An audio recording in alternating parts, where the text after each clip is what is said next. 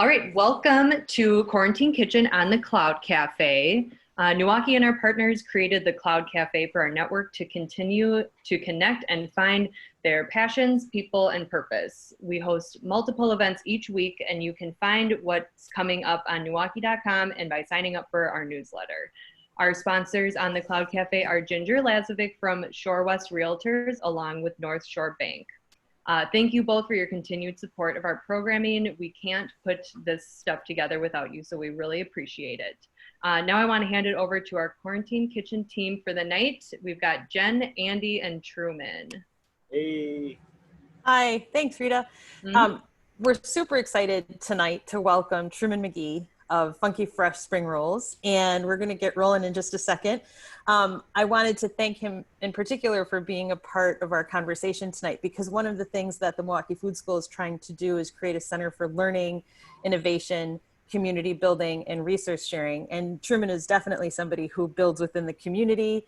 I'm sure you've probably seen him on social media. There's a ton of different programs that he's involved in addition to being a phenomenal food entrepreneur. So I am just delighted to welcome you, Truman. Thank you for being here today. And I'm going to ask you a few questions. But first, why don't you introduce yourself and tell our folks watching a little bit about what you're up to? Absolutely. So, hey, everybody. My name is Truman McGee. I'm owner and head roll master of Funky Fresh Spring Rolls. We sell non-traditional, handcrafted, artisan spring rolls, never deep fried, baked in healthier oil. So we have flavors such as buffalo chicken and kale, chicken broccoli mushroom, sweet potato and black beans, and about over 12 different flavors that we sell. We're located inside the Sherman Phoenix, and some interesting things happened. It was like some sort of pandemic or something, I'm not sure, but it kind of like changed the way most restaurants run business. So we definitely weren't immune to that, but we had to transition, and we're making the best out of the situation. So I'm That's here definitely true. to share some love and recipes and fun with you guys. Thank you so much. So on the note of love, could you tell us a little bit about what you love about Milwaukee and just some of the things that get your heart beating when you think about your city? Well, Milwaukee is home sweet home for me. I was born on the north side of Milwaukee, and I was able to, just experience a lot of different things. And on the food side, I've been around food all my life. And my mom, she was a MPS teacher throughout the year, and in the summertime she had a catering business. So we catered from all different backgrounds, all different types of people. So I always got to see how food interacted with people, and no matter what race, your political background, your what you believe in, everybody loves food, and that's what initially drew me to wanting to be in the food business, and just to see the way food is a connecting piece. If it was a wedding, if it was a funeral, if it's a good occasion, bad occasion, it was always food in the picture. So Milwaukee is definitely a food town. You got a lot of different cultures that have amazing food from every ethnicity you could think of, and I love the summer events where you could go and get food from all around the world, essentially just in Milwaukee. And Milwaukee is a place that definitely needs work. And I'm, one of the people who want to do my part. I know they say one person can't change the world, but you could change, your surroundings. You could change the way you view the world. And that's what I want to do through food. Thank you so much. And it's always a pleasure to see you rolling out new recipes and trying new things. And I love the way, as a fan of yours, that you inspire the community to participate and even name some of your new creations and things. But right before we went live, you said you were working with something new today. What is it that you're going to cook for us today? Yeah. So I'm doing several different things. Lately I've been, I wanted to see how this keto thing was working out. This is, I'm all into food trends. And I know, like years back, I'm follow the food trends. Just being in the restaurant business, and also just being a curious person. I remember a couple years ago, sriracha was the big thing. You can find sriracha flavored everything, and then a lot of gluten-free options came out of nowhere. And every year is like something different. Greek yogurt had its run where it just kind of hit the market, and kale and quinoa in the last 10 years made a I wouldn't say they made a comeback, because these are some of the oldest grains and vegetables on the planet. And I'm all into food trends, and even with keto, a lot of keto came from like almost 100 years ago, when people were, trying this diet on people who had epilepsy, mostly kids. And now it's hitting a level where everybody's going keto crazy. So me recently wanting to shed a couple pounds and just get in shape myself, I was like, let me try this keto. So I got a couple keto friendly meals, and they're actually going to be vegetarian / vegan keto friendly meals. So we're going to see what happens. I got one breakfast item, and I got one item that I never made before, and we're going to make it live. That sounds like fun. Hopefully it's good. If it's not good, you might see my face cringe up a little bit, but in the kitchen, trying stuff, experimenting, using things that you like, learning, making mistakes. So I'm all for that. Right. So on that note, is there something that you think is super underrated that people should try? Like maybe you have a favorite flavor profile or dish or spice or something, and you just think that, we're missing out if we don't at least give it a shot? I'll say one thing, and maybe people use it, I don't know, but I'm going to go get it. Actually, I'm right back. Okay. If you're just joining us, we're with Truman McGee of Funky Fresh Spring Rolls, and he is going to show us one of the things that he uses in the kitchen that he's suggesting that we ought to try. So this is seasoning. I could be wrong. I don't know, but I know a lot of people make, buy a lot of store-bought seasoning spice packets, which is fine. I'm all for that too. But I'm also good for just seeing, making my own mixes. And one of my favorite recipes or ingredients is freaking, I don't know if you can see it, smoked paprika. Yes. So freaking good. Like, so this brand is McCormick, and also all smoked paprika isn't created equal. I've had some bad ones, I had some really good ones. So my top two is, if you want to go local, go to the Spice House. They got a really good smoked paprika. They got also a spicy smoked paprika. And if you ever go to the Spice House with me, you might be for a long time, because it's like shoe shopping for me. I'm just always in there, and they have a lot of good blends they make, but also very knowledgeable, locally owned. So that would be a fun future show of spice shopping with Truman McGee, yes. Right? Oh my God. So smoked paprika, we use this in several of our spring rolls. It's just a good dish good season to have in your cabinet. Now, I know a little bit about the background in terms of you desiring to make healthy food more accessible and create really flavorful dishes while you were embarking seriously on some health initiatives of your own. Yeah. So could you talk a little bit about how you integrate health and wellness and community in your sort of overall vision for your business? Yeah. So my vision for selling healthier food really was born from myself, not, having health problems. And about 10 years ago, I was, at my heaviest, and I was laid off from working. It's eerie that it's like 10, 12 years ago, which was the recession of 2008. I was a construction worker. I lost my job in construction like 2011. So like that 3 years was eerily similar. This is definitely a lot worse because people are losing their lives. But just with the uncertainty with work. And I remember, being at a low point in life where I was like at my heaviest. I wasn't happy. I was unemployed. My son was 1 at the time. I was unsure about him. I had to move back to my parents, and just everything you don't want at 28 years old. And I was just like, you know what? I gotta fix this. And I started with my health. I didn't know about a job. I'm like, I can't do anything if my health isn't right. So started working out, eating healthy, and in that, I found the love for fitness, and I found the love for cooking healthier foods. But overall, just once I really was, active on finding healthier solutions, I was like, man, the only place you get healthier food from is like salad bars, like on the go. You know? So the ideal of making healthier food kind of was born there. I turned to it from a construction worker to a personal trainer. And in personal training, I've seen that a lot of my clients want to eat healthier.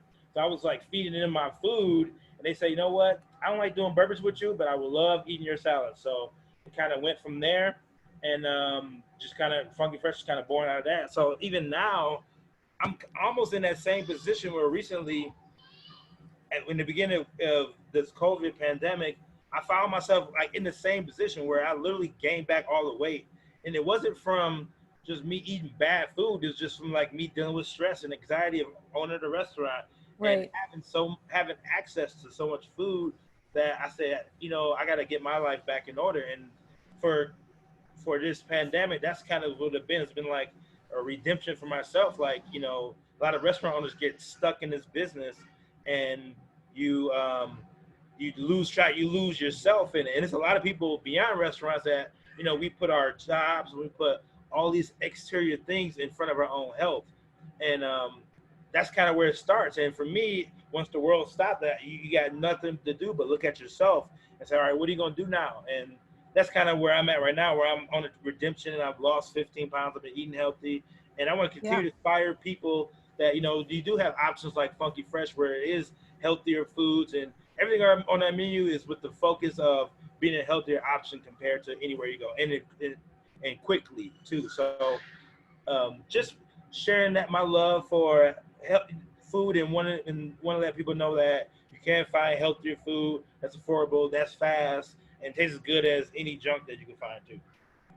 Yeah, that's such a great point. And I think it speaks to something that we've all been talking about is, you know, so many of these connections are virtual instead of in person. I remember being at the Phoenix, and, you know, you could see people doing push-ups to get, you know, some salad and things like that. So what have you been doing to inspire others in the same way that you do when we're all sort of face-to-face online? I know I've seen a lot of things, but why don't you talk about it for just a bit? So the push-up, and I'm so excited to get back to that, where people are doing push-up coupons and saving. You can save 10% if you do 20 squat jumps, or 20% if you do some burpees or whatever. But since this time we are all in this virtual world, we've been doing these virtual cooking classes, which has been great, and being able to connect with people still. And I asked myself this question. I was like, you know, what if this thing got really bad and, you know, they shut everybody down? Like, you can't leave the house. Like, what would you do? Like, I feel like I'll be fine, but how many people that I love that don't cook because they live a busy lifestyle, like, how many of them would be able to be okay? Or, you know, so that was something I wanted to do, to be able to, you know, inspire people to, hey, you got stuff at home, learn some couple skills. You could cook good food at home. You don't have to go out all the time. It's good for us. We appreciate our customers, but also it's more than a business. This is like, we humans, and we should share our knowledge with people. That's one thing. And we've transitioned our business to becoming a frozen manufacturer of some sorts, where we don't sell any hot food currently. We just sell frozen spring rolls and pre-packaged salads and turkey burger kits and meal kits that people could take at home. That's one of the things that I saw right away, is that you seem to key in almost immediately to opportunities to pivot and to really share what you were doing in new and different ways. And I know that that's because, you know, you have such a strong entrepreneurial spirit. Yeah. But were you surprised by anything that happened sort of like post-quarantine? Like, did you expect that you'd be selling out so quickly and that the response would be so great? No, not at all. So I did take one day to loathe and cry, and like most entrepreneurs probably did, where they was just like, what's going to happen? And I remember being up early one day, and I actually made a Facebook video. I was like, should we stay open? I don't want to put my employees at risk, but this is everything for me. I've been an entrepreneur. This is all the income I have. You know, what I'm gonna do? And, you know, and literally we had like all our remaining spring rolls like in the freezer, and we were closed. I'm like, you know what? I'm just gonna put them all in the cooler. I'm gonna go on Facebook Live, and we're gonna drive down the neighborhood like the ice cream man, and we're gonna sell these things. And the response I got from that, I'm like, oh yeah. So we literally started with just plastic bags, and then now we got like actual boxes and labels made or whatever. But I didn't expect to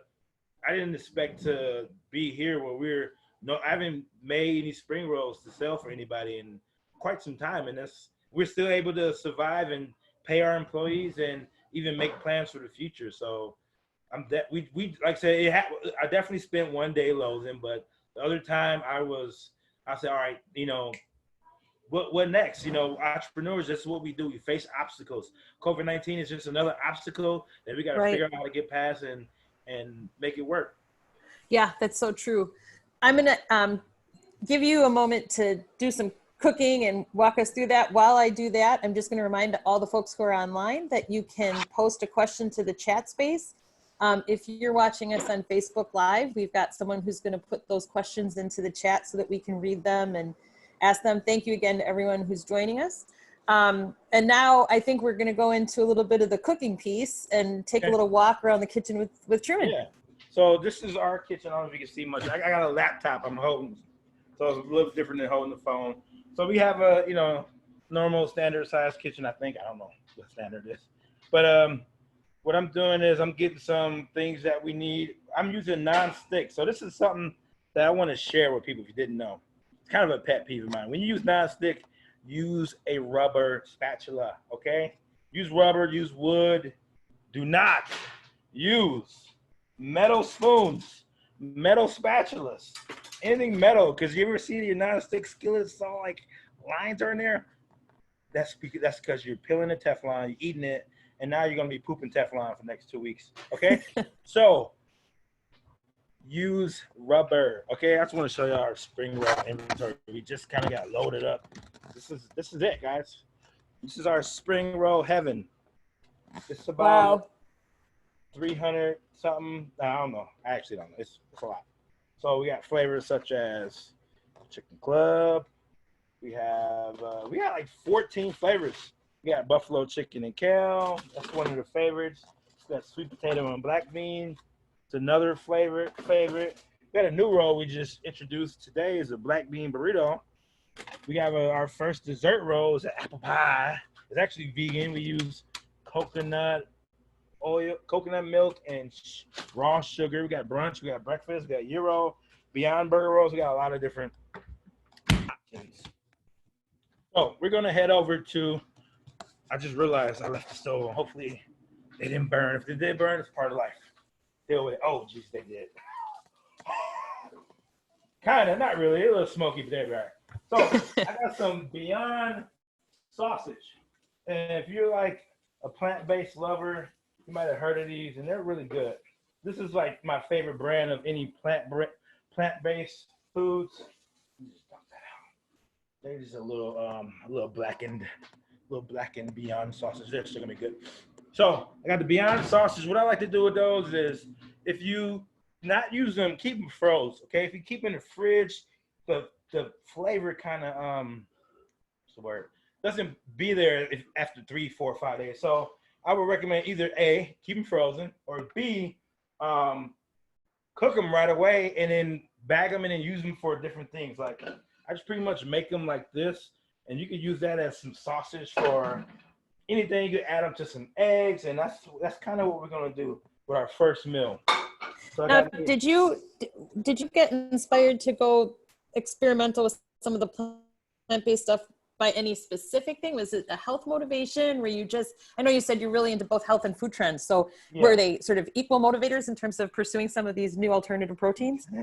Well, you know, you might go, I call it going down certain rabbit holes, right? And you might go down a YouTube, why meat is bad rabbit hole, it might scare you, or a Netflix documentary rabbit hole, which might scare you. And I've definitely know that eating more plant-based is good for yourself, good for their environment. So it's trendy too. So that's me. So those are like determining factors for myself. I do feel like a lot of non-vegans are eating plant-based food just because they want to, and that's kind of who I am. I don't think I would ever be considered a vegan, but I do like plant-based meals. I just think, you know, you could find good sources of vegan cheese, vegan milks, or plant-based. I should say plant-based. Also, plant-based is the word. They're trying to eliminate vegan. If you see plant-based, whatever. Okay, so that was kind of my motivation for it, and just to see if I could excel. And, you know, hey, maybe we might have a plant-based breakfast joint one of these days. Who knows? Be great for the city. So tell us what you're baking. So I'm gonna use some Just Eggs. Okay, this is one of my new favorite products, and honestly, I like this just because sometimes eggs got a weird smell and it kind of doesn't sit well in my stomach at times. And I think it's the best egg replacement I've seen on the market. They have something like the powder ones, you add water to it. Oh, I'm sorry, no offense to anybody like those, but this is the best plant-based egg substitute I found. So I'm gonna show you guys how to make an omelet out of it. A lot of the people that I see that use like Just Eggs, they only make scrambled eggs. I'm like, no, you can make an omelet. You can use it for, actually we have this thing called, we call it the oh my. And then what it is an oyster mushroom. It's crispy. It looks like a freaking chicken sandwich. So what we do to keep it vegan is we season it, we marinate the oyster mushroom, and we put some flour on that, then we dip it in the Just Egg, and then we double coat it with panko.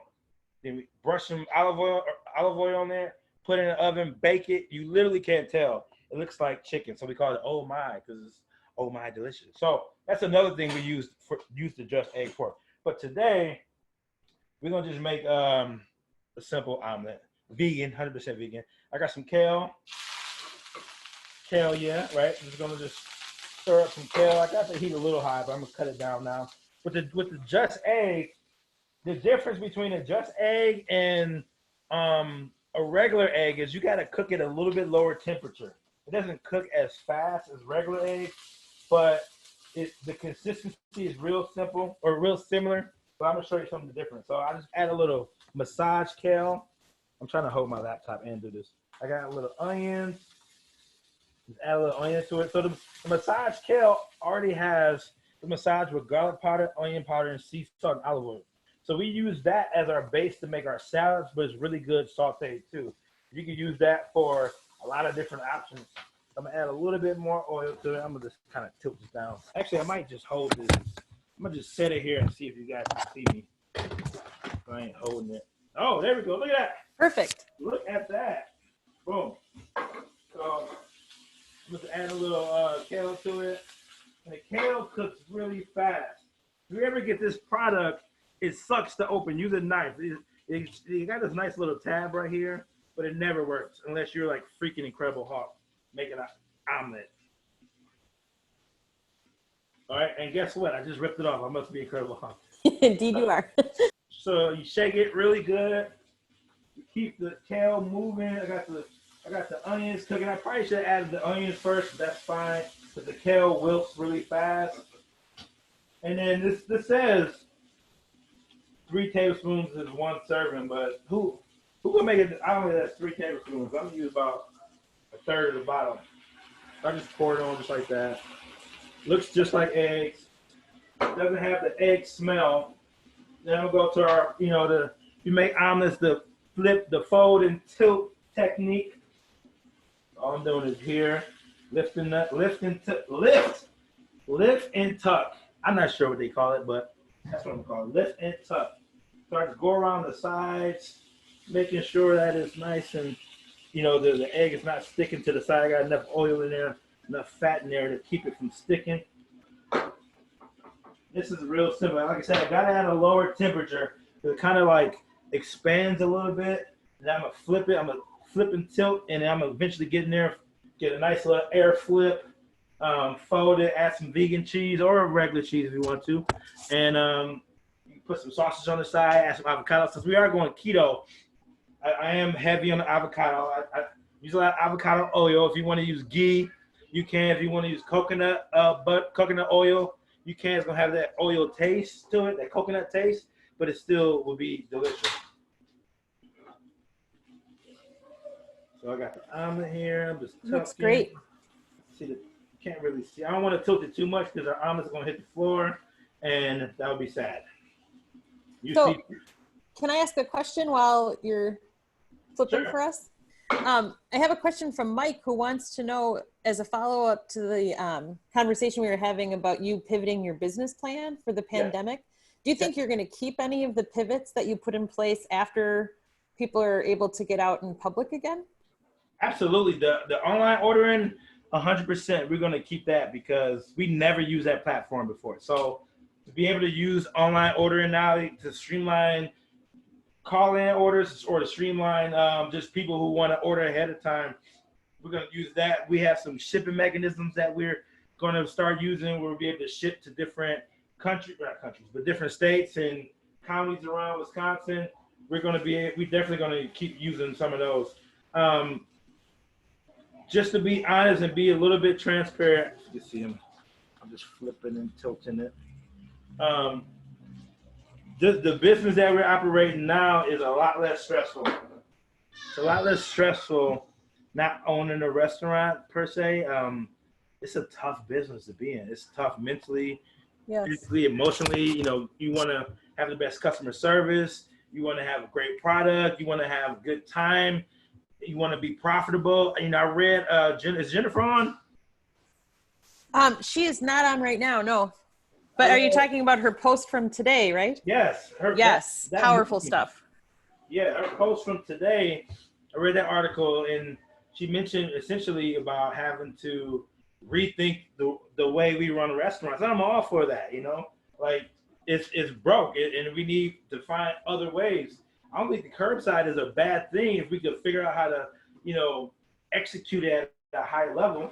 You know, for the customer who wants to just order something online, come to a stop, get their food brought out to them, no contact. That's huge, you know. So here comes the flip. Hopefully I do it right. Boom. Yeah. It looks great. It looks really good. So that's something that we are definitely going to keep with the online. I gotta grab one more thing. I'll be right back.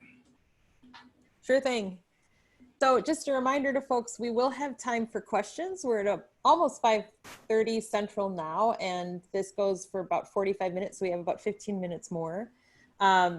If you have questions, feel free to post them in the chat. If you're watching on Facebook Live, you can post them as a comment and someone will copy them into the chat so that I can relay those questions to Truman. But once again, we're watching Truman McGee of Funky Fresh Spring Rolls, and he's walking us through a plant-based omelet. And we're going to have a little bit of a Q&A at the very end as well. So just go ahead and post any questions or comments you might have. One other thing I'll say is if you're in the Milwaukee area and you've enjoyed these spring rolls before, you know that Truman tends to write brackets, right? Where the spring rolls actually compete against one another. Yeah, so if you have a favorite. Sweet 16. No, we call it the Savory 16. The Savory 16. Yes, so, and last year we did 16 flavors, and what we did was we came to the Sherman Phoenix and say 2 spring rolls went against each other that day. I took like 20 samples around and asked which roll you like better, and whoever got the most votes, that spring roll went to the next round. And last year the winner was chicken broccoli or mushroom, which was an upset over the buffalo chicken and kale, which is like financially our best selling roll. So that was pretty cool. So this year we plan to do half protein, like meat-based protein. Other half was a plant-based side, and the winners from each side is going to meet in the finals. And good old COVID-19 came and changed our plans. So I have another question from someone asking about a virtual fundraiser that's happening at the Phoenix, and asking if you would say a few words about that. I'm actually not aware of that. Okay, so Deanna, we'll follow up with you. Sorry. You know, I probably got an email about it that I should have seen. We can post some information after the session. So tell us what you're doing now. You're plating, right? And we've got our beautiful plant-based omelet with just egg and massaged kale. Yeah, and then I'm gonna add just a little bit more fat content. I'm gonna add our good friend, Mr. Avocado. And this is just simple as that. So like I said, if you can go in plant-based, if you're looking for a plant-based keto option, this has everything in it. I actually did the nutritional breakdown on it. It's like about 450 calories, about 25 grams of fat, 18 grams of protein, and about 4 carbs. And you know, a lot of them carbs are inside avocado, which is a little healthier carbs. So if you're looking for plant-based, you're looking for keto, this is definitely something that you can enjoy. Thank you for that. And I just want to go back quickly. Look at that beautiful, beautiful omelet. The avocado, excellent. Truman, I just want to go back to something that you were saying. We have Jen back on the line, and you were talking about the fact that it was such an important post. Really, really critical information about keeping restaurant models sustainable, right, and fixing the broken system. So what is one thing that you think that we as a community here in Milwaukee could do to inspire more food system solidarity, so that we're looking at the big picture, we're looking at the people that pick, that grow, that deliver, that compost, that eat, all of those different things that are so important to the conversation beyond just sort of A to B? Wow, that's a deep question. Jen, I was saying, Jen, earlier today, I'm like reading your post. I'm like, it's real, like the old way of living is what it is, and you gotta adjust with the time. So I know for us, we have to be more savvy. I don't know if this answers the question or not, but we have to, as restaurant owners, we have to communicate a lot better with our customers as far as social media. Like, so we got this social media for restaurants, probably the most underutilized tool that we have available, that if every business used it, we could communicate with customers better. We could get more people in the doors, even with just technology in general, like being able to use technology to our advantage, from taking orders to the contactless payments to social media to just even on our side, using technology for inventory reasons, or just really taking a hold of this beautiful thing that's underused. Yeah, that's a great point. And it absolutely answers the question I was asking. I think communication is the key in so many areas, but, I think one of the other things too that I'm very excited about in this conversation is that you're showing us how important it is to be transparent and to really have those difficult but important conversations. And I've always appreciated that your social media posts, your engagement with the community, like, you're so inspiring. Funky Fresh Math Club, like all the things that you do to build us up, is because you identify areas of need and you're not afraid to talk about that. And I just think that's a really important lesson about the courageousness of honest conversation. Yeah, I want to break this little imaginary wall that we have between businesses and people, to know that, hey, we're both human. We're both people. We both make mistakes. We both have ideas. We both could do things for good. We could partner up. And I know I'm a human. Like, I know a lot of times, even on the customer side, we treat, a lot of people could be rude to customers if they don't understand the menu. And one thing I train our people on is, like, it's not their job to understand the menu. It's our job to communicate our menu with them. And then on the other side, holding customers accountable to be like, hey, we make mistakes too. We're human, and we might mess up. We might take longer or whatever. So just be like, we could work together and we have a great time. And that's something that I pride myself on this location, is just really being transparent with each other, and knowing that we could do more good together than bad together, So that's important for me. Thank you so much. I just want to thank too Jennifer Bortolotta for being here. And Jennifer is actually the president of the board of directors of the organization that I started, which is the MKE Food School. And so I'm going to invite Jen, if there's anything that you want to share with us. We were talking about your article. We were talking about the need to create greater community. And Truman's just been walking us through a really fun experience with the omelet and chatting about sort of his inspiration. But I just want to... I was going to cook some more food too, if y'all... Please, by all means. Go away. That sounds great. First, I'm going to take a bite of this. Even though I'm eating the omelet with a spoon, I'm kind of starving right now. For those folks who are on the chat, Rita from NEWaukee posted a survey, and what we'd like to do is get your feedback on other programming that you would enjoy, more of the Quarantine Kitchen, classes, conversations, interviews. So it's a very short 3-question survey. It's also in the Facebook Live comment space. If you don't mind sharing your feedback with us, we'd really appreciate it. Yeah, there's a comment here, Truman, that says that you have a lot of sparkle. It's fun to watch you in action. So Thank you. My pleasure. Wait, now you said you were going to share something else with us before we head out. Oh, I'm sorry. I was looking at the comments. Hey, Oh yeah, the man has sparkle. yeah. Sparkle. No, or another recipe.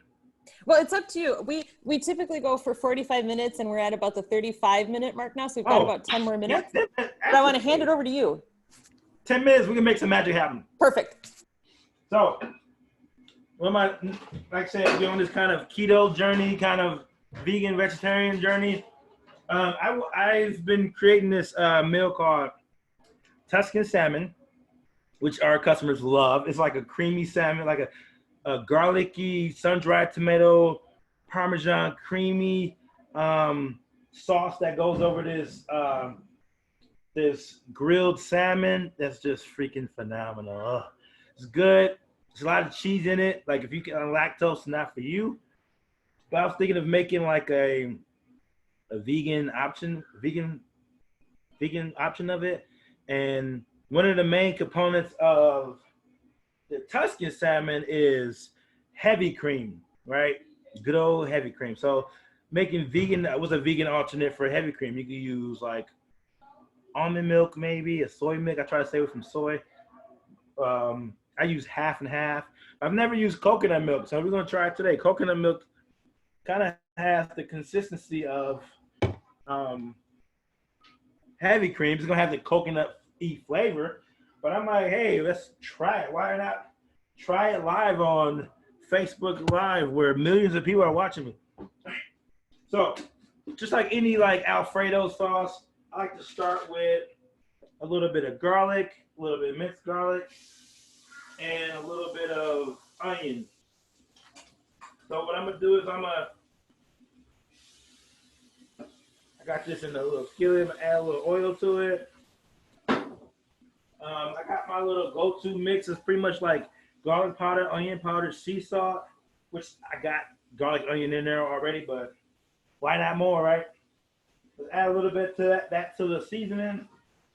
We'll let that cook a little bit. So it's nice and fragrant and golden brown deliciousness. So then after I let it cook, I'm gonna add some sun-dried tomatoes. All right, I just got some julienne sun-dried tomatoes. If you want to use the ones in the jar with the oil on it, it's fine. If you're watching your fat content, maybe drain some of the oil because you're already adding olive oil in there. Since I'm doing keto, bring the fat on. Right? So I'm gonna let it's getting brown already. I'm gonna let this cook for like another 30 more seconds. I'm gonna add the sun-dried tomatoes on it. If you've ever eaten sun-dried tomatoes, you know they're like gummy, right? They're like eating gum. They kind of get stuck to your teeth sometimes. Like whenever I want my son to get on punishment, I'm like eat sun-dried tomatoes. Like that's your snack today, buddy. So once you add the sun-dried tomatoes to this mix, softens them up a little bit. They're really delicious. Also, I would eat sun-dried tomatoes in my eggs too if I wanted to. So add just like maybe a half a cup of sun-dried tomato. So if you're taking some notes, I got like maybe a tablespoon of garlic, just probably heavy, but I like garlic. I got a half a cup of onion. I got about 3/4 of a cup of sun-dried tomato. I'm gonna let that cook for like another 2 minutes. And then what I have here is, can't see it, but maybe you can see it. Some vegetable broth. I like using like the powdered vegetable broth to make my own broth. The reason being is I could add more flavor on when I add like actual onions or actual garlic or anything. If I want to add other things to the vegetable broth, I can and get a richer flavor compared to buying like a pre-made broth or whatever, chicken broth or whatever. So we're gonna cook this. We're gonna let the sun-dried tomatoes get a little bit more tender. We're gonna add a couple cups of vegetable broth, bring it to a boil, reduce it, do like a little vegetable broth reduction. We're gonna add, usually at this part, I would add the heavy cream, and then let that cook down to get nice and creamy and gooey. Add some spinach and boom. But this time, got 4 minutes on the clock. So we're gonna add coconut milk. If it works, it works. If it doesn't work, I'm sorry. Well, like you said, you don't know until you try, right? And it's important to You don't know. It could be good. Yeah, you have to experiment in the kitchen with courage. So, what I also got in the background is You're making that for dinner. It looks delish. yes. So normally I would, like I said, put this over salmon, but instead we're going to use. Anybody know what this is? Oh. Am I seeing a portobello cap? Portobello cap, right? Got it. One of my favorite vegetables that have a nice meaty texture.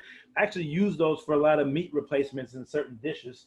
So why not pour our nice creamy sauce over? So sun-dried tomatoes are about ready.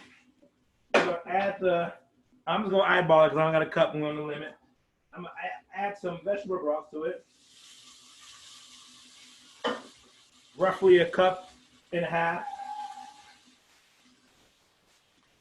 I'm just pretty much bringing that to a boil and let it reduce a little bit. It's gonna make the sun-dried tomato more tender and nice and succulent. Woo! I could probably eat these sun-dried tomatoes as a snack. They're really good. And once the vegetable broth reduce, we'll add the coconut milk. Let that reduce. If it's good, it's good. If it's good, I'm gonna let the world know. I'm gonna be all over the place like, yeah, I made the best dish ever on the fly. If it's bad, you will never hear from this again. Delete NEWaukee. Delete the video. Delete no. So right now, I got the vegetable broth is coming to a boil. It's boiling already. Reached that magical 212 degrees. And then I got my sun-dried tomato. They actually look a little. I'm gonna pull one out right now. So the other one I was chewing like gum. That one is like delicious. Oh my God. I pray this works because this would be great for our vegan friends.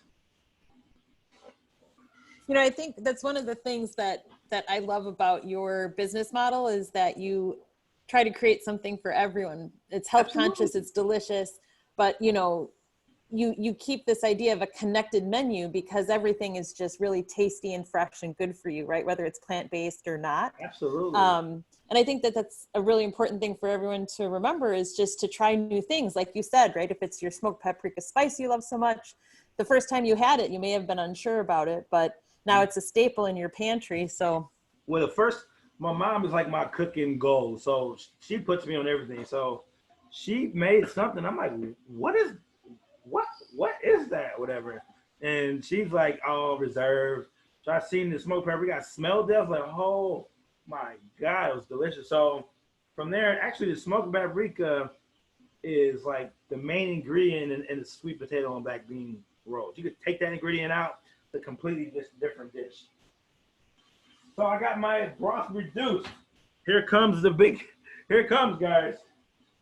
We're gonna add the vegetable broth, or not vegetable, coconut milk.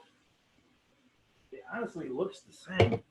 It's thick, you know. That's the canned coconut milk. Okay, it's not like the you know, like the get in the freezer aisle. So we're gonna go here. Gonna turn it a little bit. I'm gonna bring this to a boil, and then I'm gonna just reduce it. And if it gets thick and creamy, and it tastes like magic, then mission accomplished. If it doesn't taste good, blame somebody else. But oh, you know what? I had a backup idea too. I didn't put this on camera, but I got some vegan cheese. This is feta.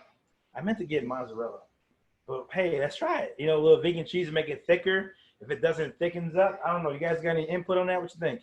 Think it's gonna work? that Violife brand is great. Sorry, Jen. The coconut milk will absolutely reduce as you continue to evaporate the liquid off of it. Mm-hmm. I make coconut curry at home all the time and use the coconut milk and just reduce it down so it gets, it'll give you a really thick sauce. Almost like the consistency of the cream that you're used to using in there. Yeah. Oh my God, that sounds like hope. I'm so excited. It's going to work, man. Your instincts are right on. So cool. So that's that. It's probably got like another 5-10 minutes. I know we have the time, but if we got time, not, I'll post a picture. Anybody watching, they can see the results on Funky Fresh's.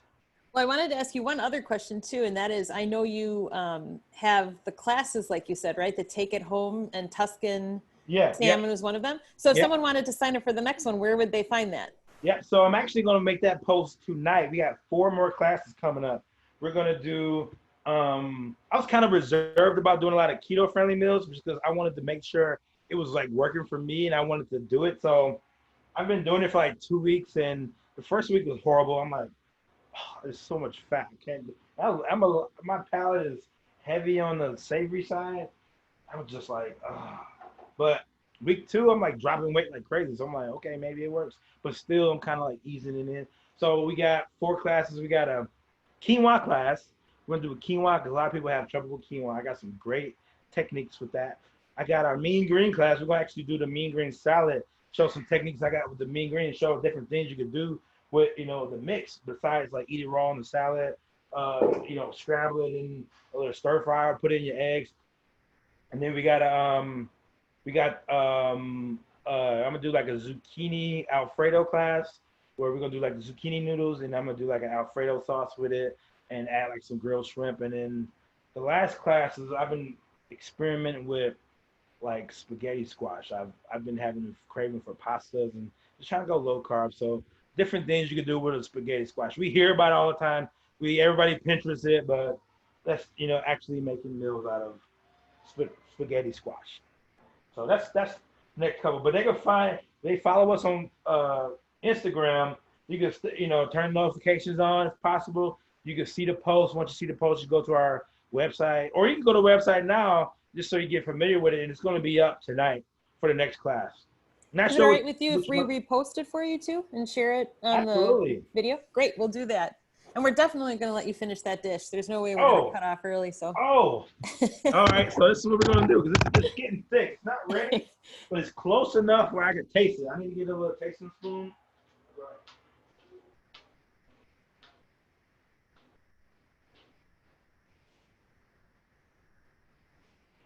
So just a reminder, while he's getting that spoon, if you have any last questions for Truman, be sure to post them to the chat or to the Facebook space, and we will make sure that they get asked and answered. All right, this is it, guys. It smells like curry.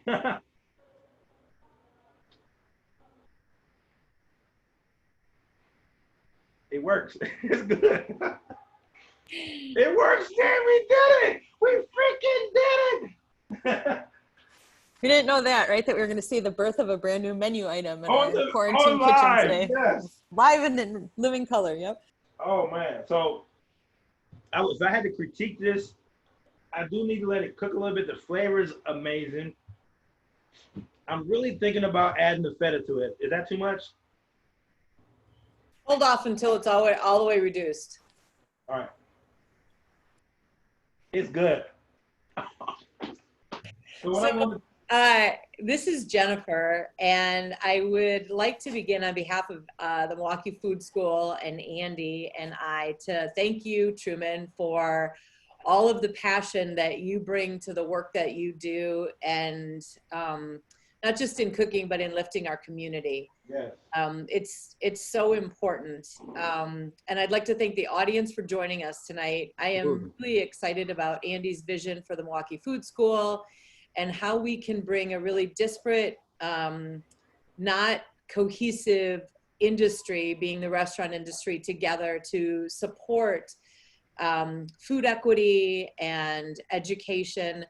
And I also think a really important thing happened just now in Truman's cooking demo. And I know that cooking can be really intimidating for you when you don't have a lot of basis or grounding in it. I know there are a lot of people out there who watch these segments with the Quarantine Kitchen that may be a little bit nervous in the kitchen, but look at what he just did in front of your very eyes. And yes, he knows how to cook, but he'd never used coconut milk in this way before. Yeah. Listen, the worst that's going to happen is you're going to say, yeah, I probably am not going to make that again. Yep. But if you're a vegan and you don't use cream and you know that you've got something like coconut milk at your disposal that's thicker, play around with it. There's very little that can go wrong in the kitchen short of you setting a fire to it. Right, Truman? That's right. I always used to say to people that work for us in the kitchen, look, there's only one problem I can't fix, and if that's if you burn the place down. So short of burning the place down, you're good. And I would encourage you to be a little adventurous in the kitchen. And Truman, man, keep up fighting the good fight. It's so good to see your face. Thank you. Thank you. Same here. Thank you guys for having me on, thinking about me, getting on here. And I'm just grateful to ever be, show any love that we have and inspire someone else to cook or do something good for the community. That's why we're on this earth for, so thank you. Thank you so much. And I think that's a great moment to kind of go out on. We'll definitely share this video. We'll share opportunities to sign up for the class, all of the upcoming classes, and other ways that you can support Funky Fresh Spring Rolls and Truman and the Phoenix. But I'm just going to let you take us out, Truman, with anything else you want to tell us about the dish. Taste it one more time, man. Say it again? Taste it one more time. Oh, okay. So what I just did is I just added some spinach to it. I'm going to wilt the spinach in it just a little bit.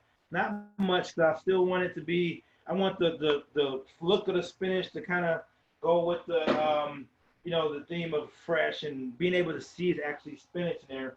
I'm going to use my Beyond sausage that I cooked earlier, put those over top of my portobello mushrooms, pour the sauce over it, and I'm going to be in food heaven, and I'm going to be dancing like this.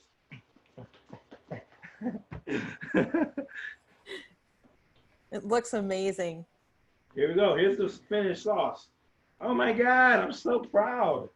I gotta name this the NEWaukee something. I don't know. I gotta name that somehow. I gotta integrate this quarantine kitchen. We'd be honored. Yeah. Yeah. It looks delicious. I'm sure it smells amazing and tastes even better. And I just can't thank you enough, really, for everything that you do for the community, but especially making time tonight to be with us. Yes. Thank you, as Jen said, to everyone who's here. And keep it funky, keep it fresh, right, Truman? That's right. Keep it funky, keep it fresh. We'll see you outside eventually. Thank you so much, everyone. Have a beautiful evening.